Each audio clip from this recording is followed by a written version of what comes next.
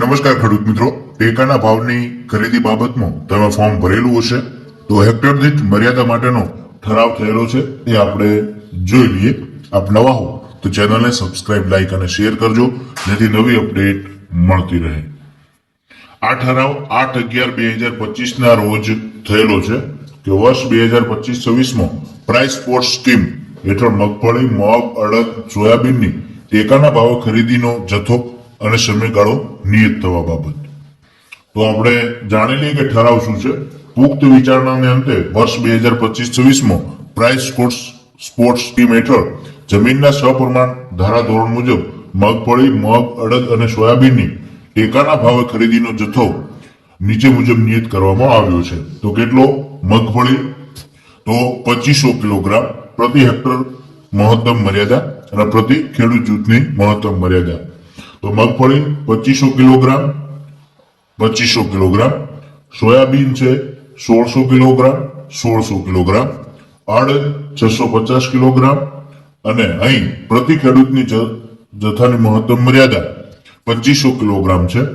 મગ છે એ પ્રતિ હેક્ટરની મહત્તમ મર્યાદા 550 છે અને પ્રતિ ખેડૂતની 2500 કિલોગ્રામ છે. તો 2500 કિલોગ્રામ એટલે આપ જાણી શકો છો કે 125 મણ થાય, જ્યારે 1600 કિલોગ્રામ એટલે એ કેટલા થાય? 80 મણ થાય. તો એ રીતે તમે જોઈ શકો છો. તો આ તમારો પ્રતિ હેક્ટર દીઠ મહત્તમ મર્યાદા છે અને આ પ્રતિ ખેડૂત જૂથની મહત્તમ મર્યાદા છે. તો આ ખરીદી તો આપણે 9/11/2025 થી શરૂ થઈ ગઈ છે. તો આ અગત્યનો ઠરાવ હતો જે આપને જાણવો જરૂરી હતો. અન્ય કોઈ પણ પ્રકારનો પ્રશ્ન હોય તો કોમેન્ટ બોક્સમાં જણાવતા રહેજો. બીજું કે તમારા જે ટેકાના ભાવની ખરીદી ફોર્મ ભરેલું હોય તો તમે જે તમારી જે સંસ્થા ખરીદી રહી છે ટેકાના ભાવની ખરીદી, ત્યાંથી તમને તમામ પ્રકારની માહિતી પણ મળી રહેશે. ત્યારબાદ જે હાલમાં ખેડૂતોનું પેમેન્ટ શરૂ થઈ ગયેલ છે, જેમાં ઘણા ખેડૂતોનું પેમેન્ટ રિટર્ન આવે છે. ખેડૂત પેમેન્ટ રિટર્ન આપવાનું કારણ જે તે ખરીદ કરનાર સંસ્થા પોર્ટલ ઉપર જોઈ શકે છે. જેમાંનું મુખ્ય કારણ જે તે ખેડૂતનું બેંક ખાતું આધાર કાર્ડથી NPCI ઉપર ડીબીટી માટે લિંક થયેલું નથી અને તેના કારણે ખેડૂતનું રિટર્ન પેમેન્ટ આવે છે.